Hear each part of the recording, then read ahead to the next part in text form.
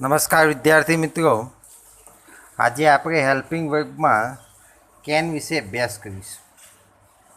કે દાખલા તરીકે I can drive a car. તો I can drive, I can speak an English. તો આઈ કેનનો મતલબ થાય એબિલિટી. એબિલિટી બતાવી. કેનનો મતલબ થાય એબિલિટી શક્તિ. બરાબર. A rabbit can run fast. તો આપણે જોઈ શકીએ છીએ કેનનો પ્રયોગ એ એબિલિટી માટે થાય છે. બીજો આપણે અર્થ જોઈએ કે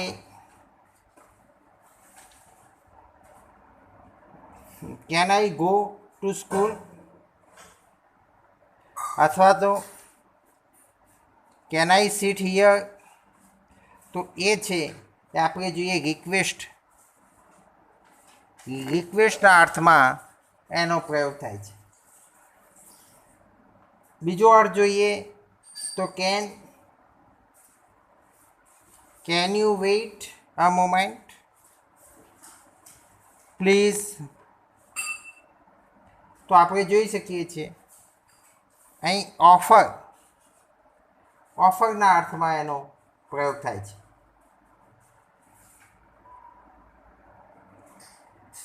આઈ can lend you my pen. તો અહીં સજેશનના અર્થમાં એનો પ્રયોગ થાય છે. Can we visit the zoo. તો અહીં પોસિબિલિટી ના અર્થમાં એનો સમાવેશ થાય છે. તો કેનનો પ્રયોગ શક્તિ બતાવવા માટે, ક્ષમતા બતાવવા માટે. એ સિવાયના વાક્યનો આપણે અભ્યાસ કરવો તો it can get very hot in Kutch. તો કેનનો ઉપયોગ સામાન્ય રીતે એ શક્તિ બનાવવા માટે ઉપયોગ થાય છે. બીજો એક કેન ઇઝ ઇક્વલ ટુ, કેનની ક્ષમતા ઇઝ ઇક્વલ ટુ નું ક્રિયાપદ વત્તા એબલ ટુ આવે છે. નું ક્રિયાપદમાં એમ ઇઝ આર. એટલે કેનની જગ્યાએ ઇઝ એબલ ટુ મૂકી શકાય છે. નું ક્રિયાપદ વત્તા એબલ ટુ. દાખલા તરીકે મીના કેન રીડ ઇંગ્લિશ. બરાબર. તો અહીં કેનની જગ્યાએ Meena is able to read English. એટલે can is equal to able to બીનું ક્રિયાપદ વત્તા એબલ ટુ. દાખલા તરીકે સુરેશ કેન પ્લે ટેનિસ. બરાબર. તો Suresh is able to play tennis. આપણે જોઈ શકીએ છીએ કે we can sing a song. તો we are able to sing a song. તો આપણે જોઈ શકીએ છીએ આર કર્તાના અનુરૂપ ટુ બીનું ક્રિયાપદ એમ ઇઝ આર અને એબલ ટુ એટલે કે ટુ બીનું ક્રિયાપદ plus able to is equal two can. બરાબર. હવે આગળ જોઈએ. એ જ રીતે આપણે કેનનો ભૂતકાળ કુડ થાય છે.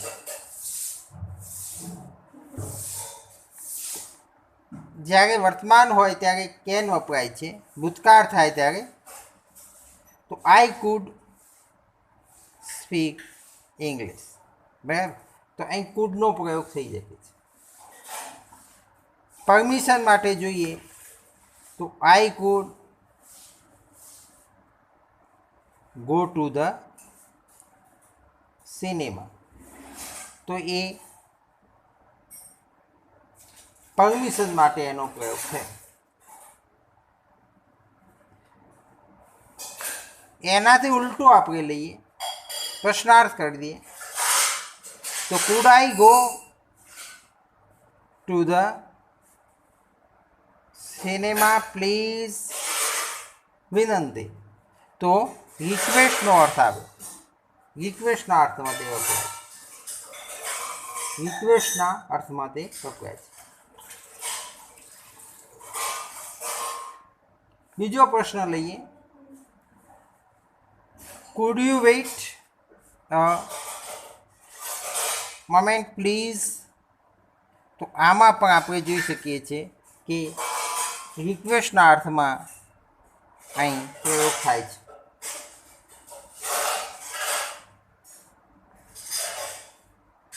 I could swim across the river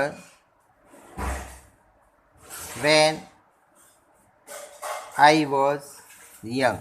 હું જ્યારે યુવાન હતો ત્યારે નદી પાર કરી શકતો હતો.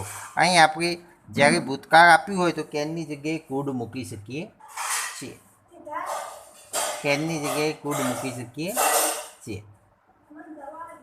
તો કુડનો પ્રયોગ, દાખલા તરીકે માય ગ્રાન્ડ મધર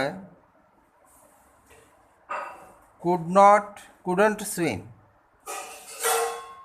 તો અહીં જોઈ શકીએ છીએ તો કુડનો પ્રયોગ નકાર વાક્ય માટે પણ થયો છે. બીજા વાક્યનો પણ આપણે અભ્યાસ કરીએ. આઈ એમ સો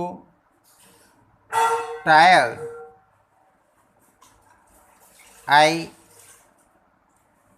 could sleep for a week. તો આપણે આમાં પણ આપણે જોઈ શકીએ છીએ કે આપણે કુડનો પ્રયોગ થાય છે.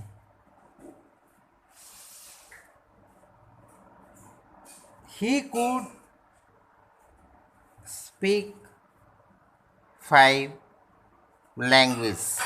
એ 5 ભાષાઓ બોલી શકે છે. તો એ એબિલિટીનો અર્થ તેમાં થયેલો છે કે હી કુડ સ્પીક 5 લેંગ્વેજ. બીજો એક ધારો કે એક પ્રશ્ન આપણે લઈએ, what shall we do this. એવો એક પ્રશ્ન લઈએ, એક વ્યક્તિ એવો પ્રશ્ન પૂછી ગયો છે, બરાબર, અને સામેનો વ્યક્તિ જે જવાબ આપે છે તે કે વી food go to the cinema evening. બરાબર, તો એ રીતે કુડનો પ્રયોગ સામાન્ય રીતે એ જોઈ શકીએ છીએ કે ભૂતકાળની અંદર પ્રયોગ થાય છે. જ્યાં વર્તમાન હોય ત્યાં કેન આવી શકે છે અને ભૂતકાળ વાક્ય હોય તો ત્યાં કુડ મૂકાઈ શકાય છે. બીજું એક વાક્ય જોઈએ, I don't know when they shall be here, they could arrive at any time. તો આપણે જોઈ શકીએ છીએ કેન અને કુડનો પ્રયોગ સામાન્ય રીતે એબિલિટી, કેપેસિટી, શક્તિ બતાવવા માટે, રિક્વેસ્ટ માટે પણ થાય છે, ક્યાંક પરમિશન માટે પણ થાય છે.